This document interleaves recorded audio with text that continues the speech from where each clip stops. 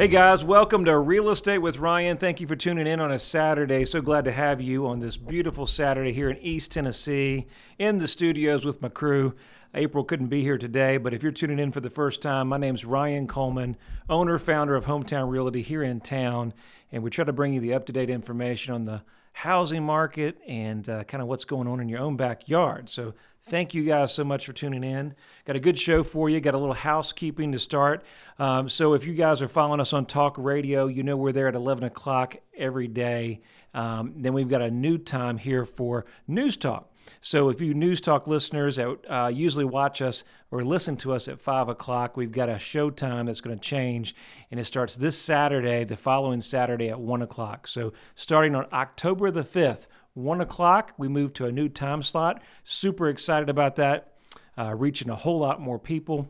And so me and April will be here every Saturday on News Talk at 1 o'clock. So make sure you guys adjust your schedules and calendars so you don't miss out on us.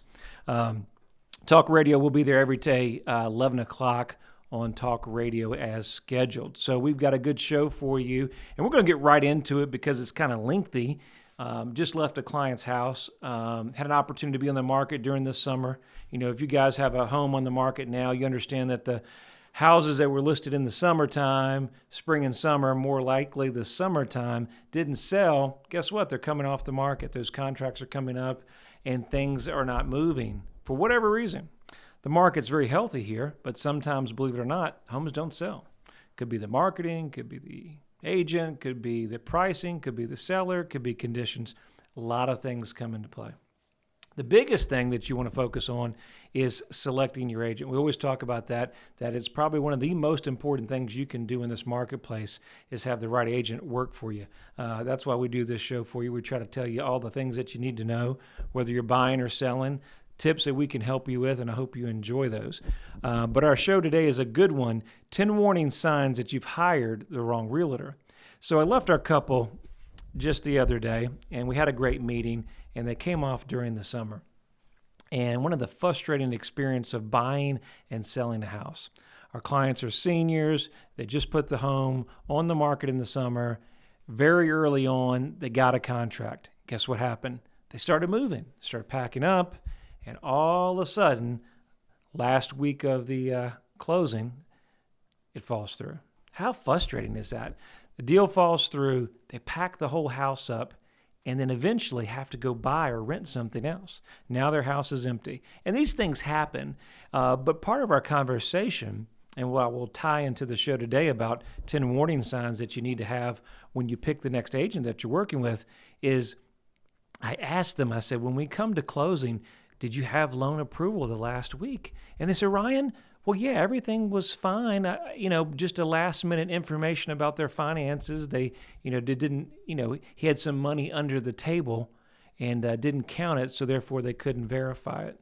And all those things are valid, but I can tell you guys, things do happen in this industry. Things fall through for some reason. People lose their job. We've seen that happen at the closing table. The domino effect happens, right? You've listed a house. It's contingent upon that house selling, then the next house, right, selling, and then another house selling. So that's a real domino effect. So things like that do happen. I think you know about it. But this was not the scenario and should have been caught by the agent, at least before we packed the moving hall and the moving company before moving out of town and actually securing other housing. So that's the frustrating point. And how you need to pick an agent. I think that all comes to experience and follow-up. And we're going to go over some of those topics today. Maybe that would help you if you're in the market for possibly selling, interviewing agents. These tips will hopefully find helpful for you. So number one, this is an article we use with moving.com and kind of helped us with some of these topics. So we're talking about, is a realtor that you hire always going to be available for showings? Number one. So that's a good topic. For showing some of our properties, believe it or not, we don't do lock boxes. We're present on some of the showings. Some of our clients are high-end clients. We expect to be there. We don't want kids running around and touching all the, for some reason, the fine jewelry or the fine china or just putting paws on stuff. So a lot of times we're present on some of the showings. So if you hire an agent, make sure that they're available for the showings. a member of their team member is going to be there to walk through, and more importantly, not just show the property, but sell the property, reinforce all the values that you have.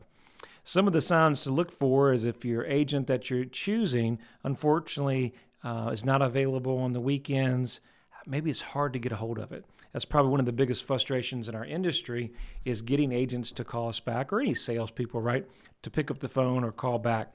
So communication is everything. Another big sign, if you're looking for an agent, if they're available for showings for whether you're buying as well. How many times do you hear that? My agent's on vacation, and we get the calls and they want us to show the properties to it.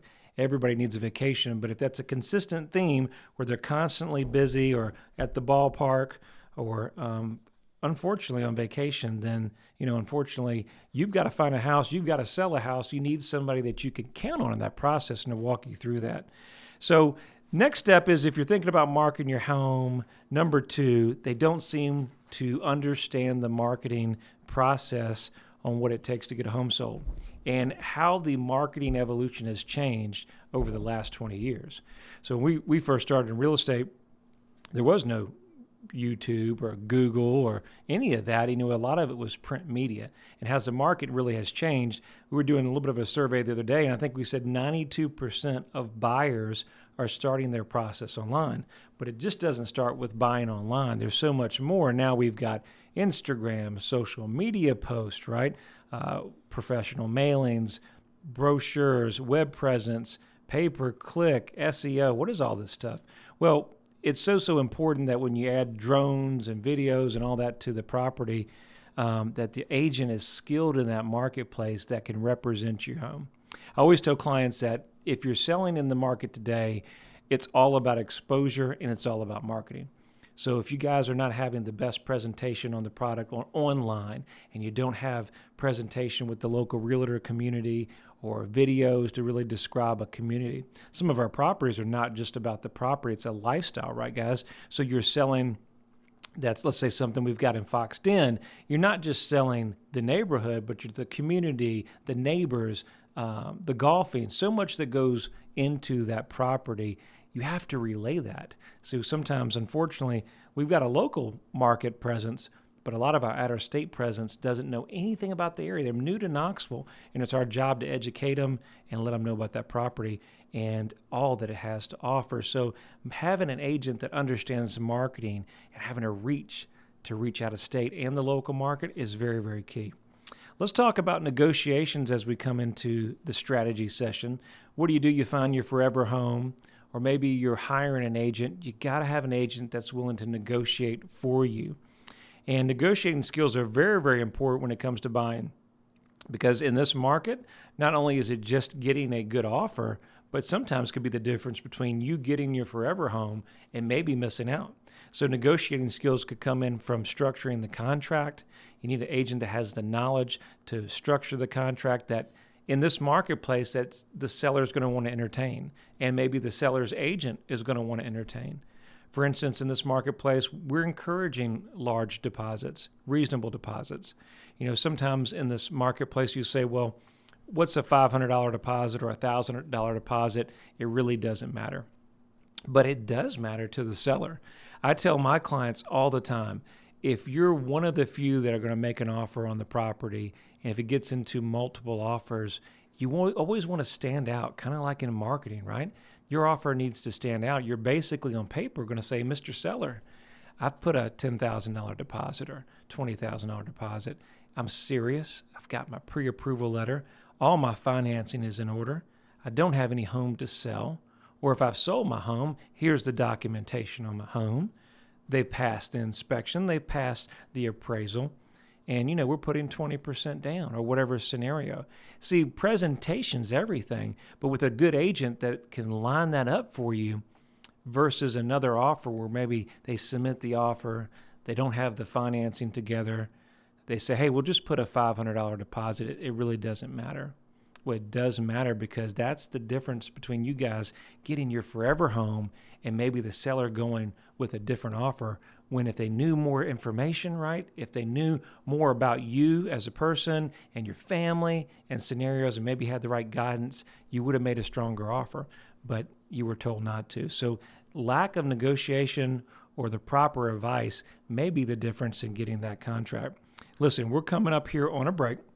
I want to remind you guys, if you're tuning in, to keep in mind that Real Estate with Ryan is going to be changing on Talk Radio coming next Saturday. We have a new time slot. It's going to be Saturdays at 1 o'clock on News Talk. Saturday News Talk, 1 o'clock. Put it in your calendar. Check it out on social media. We'll keep you up to date there. We'll keep the live streams just in case you missed the show. But as we're coming on the second half, we're going to talk about some more points and finish the show talking about 10 warning signs that you've hired the wrong agent. Stay tuned. When it comes to the real estate market, turn to the experts that focus on you. With over 20 years experience, Ryan Coleman with Hometown Realty knows what it takes. It's the right marketing. It's the right exposure.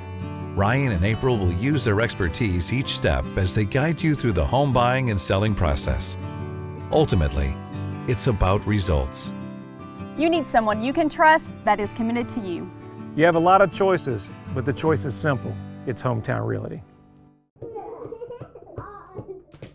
Your friend promised we wouldn't be homeless. He promised. He's doing everything to fix it. You need to call and have him fix it now. Hey, man. Found us a house. No, not yet. Let me call you back. We're working on it. Ryan Coleman with Hometown He Realty. says he's doing the best he can do, honey. Well, he's taken too long. I knew we should have gone with Ryan Coleman.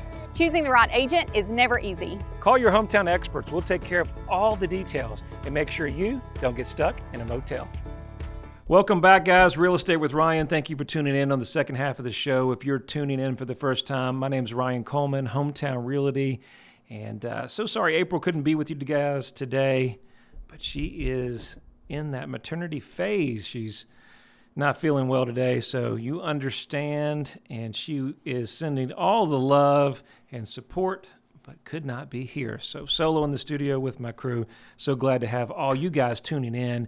As I was saying on the second half, the close of the second half of the other segment, keep in mind that if you guys are listening to us, we've got new times here on News Talk. It's going to be every Saturday at 1 o'clock starting next week, October the 5th. So make sure you adjust your schedules. Real Estate with Ryan's not going anywhere. We're going to a better time slot so we can hopefully reach more of you people. We've enjoyed it the last 2 years on the same Saturday, 5 o'clock time frame. But we're moving up to a better time slot and hopefully reach more of you guys. We're hoping you guys follow us Saturday at 1 o'clock. We appreciate you guys so much for following us for so many years, but we feel like this is a better time slot, so make sure you mark the calendar. You guys are listening to on Talk Radio. We're at 11 o'clock, and we'll keep that same time frame. So other part of the segment, we were talking about 10 questions you need to ask, or actually warning signs, right? 2 warning signs that you need to have that you got the wrong agent working for you. So we were talking a little bit about marketing, but then we're talking about, let's go into number 6 topic. You understand that process. You ever dealt with a salesperson? Sometimes they're a little eager, they're a little excited for the sale. And number 6 is that realtor is a little bit too pushy, that little push. Well, you're looking for that property, and it seems like you're looking at a couple houses, and it's a big decision. You're spending $300,000 or $400,000, and you want to make sure it's the right move. But what do you do in this market where, the market moves pretty quickly? And if you don't make a decision, you may miss out. So there's that balance. But you can tell when you have an agent that's really pushing their interest over yours, when they're pushing the deal. Nobody wants to be pushed into a decision. So another warning sign that if the agent's pushing more and you're uncomfortable with the scenario, that might not be the right fit for you, especially if they seem a little desperate and you're just not really ready to make a decision. A good realtor is going to know that they want to make sure you make the right decision, that they want to make sure even if you miss a deal where you should have pulled the trigger, they want you to be happy and be comfortable with it. So don't be afraid to speak up or if you need to change. Number 7, we're going to talk about, are they familiar with the area? And this goes twofold. So you need to be familiar with the market, right? The overall market of the area and your expertise. We cover a wide range, probably wider than most agents in town. And it's important to know every community is going to carry a different value, and there's certain things that are going on. But I think one thing that's important, and I think most importantly, I would start out saying is 2 things. As we change over the last 15 or 20 years, old school way, and I kind of relate to some clients that we met here recently. Old school way will say, look, okay, my agent needs to be 5 miles, 10 miles from my house. But since the days of technology and the internet and how things have changed, that really isn't the case. Client that we met, that home was on the market for a while, and I was kind of laughing with them a little bit. You know, we're having a good time and being really not too serious. They mentioned about location and where your office is and where other local agents are. And I kind of was kidding with them was, well, you know, you've got several agents down the street. Why didn't the local agents do that? And that really kind of goes back to, you know, it's all about the agent that you choose. You know, there's a lot of great companies and a lot of great agents out there. But with anything, guys, whoever's going to put the work in, the time, reinvest the money into a property that needs to be exposed, put the right marketing materials out there. So I would say, starting out, that number 7, are they familiar with the area? But number 1, do not pick your agent to how close the office is to your home. Pick the agent that's willing to market or work for you, that has your best interest in heart. And then I think number 2, you got to have that heart of a teacher and somebody that's willing to work with you throughout the whole process. If you're buying, you know it's not an easy process, so they got to maybe hold your hand if you're a first-time buyer. Or maybe you've done this multiple times and you just got this scenario where the buyer and the seller, and it gets really stressful. You need somebody to hold your hand through that process and be there to be that calming voice. So I'd say pick the best man or woman for the job, and pick somebody that you can trust. And if they're selling your home, look who's going to give you the most exposure.